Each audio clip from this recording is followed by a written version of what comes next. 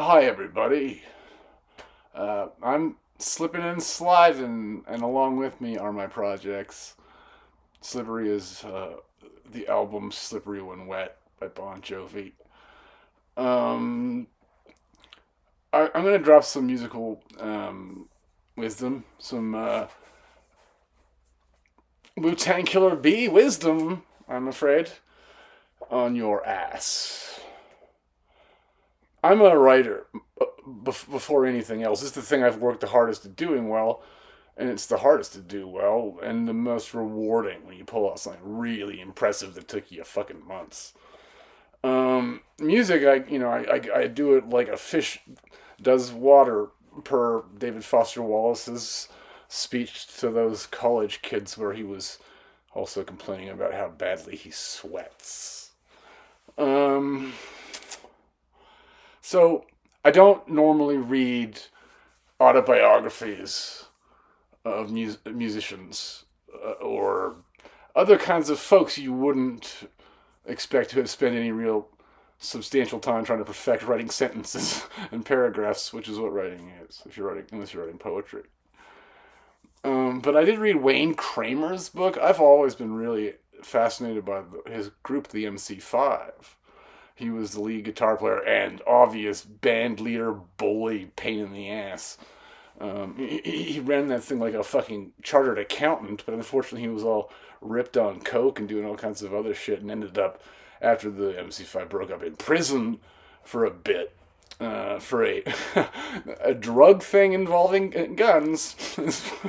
Basically very Detroit. So I almost said Chicago. Very Detroit setup for you. And he went to prison and changed quite a bit and got into like a guitars for prison thing for like helping prisoners with music therapy, effectively, and other more substantial assists in the community. He's a pretty good guy. He is a nerd. He's like an accountant that somehow is in EMC5 and just fucked up on drugs and having sex, as he would admit, with 3 or 4 girls a day sometimes. He says something in the book that is quite shocking, probably to most fans of the Motor City Five. Um, he says that he doesn't like to listen to the live album "Kick Out the Jams" from '69, I think, and his reason is hilarious. The conditions out there were not adequate for the instruments, and my guitar did not stay in tune for more than 3 seconds at a time.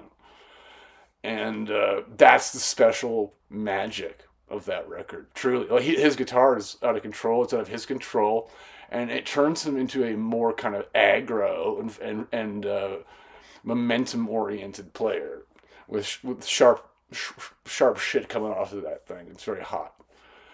It's the best shit ever. But he doesn't like it. He can't listen to it. So he would rather listen to like their limited studio recordings, which are just not even remotely as fun to listen to. I don't think too many people. I mean, really, I only have the only MC5 record I have is "Kick Out the Jams."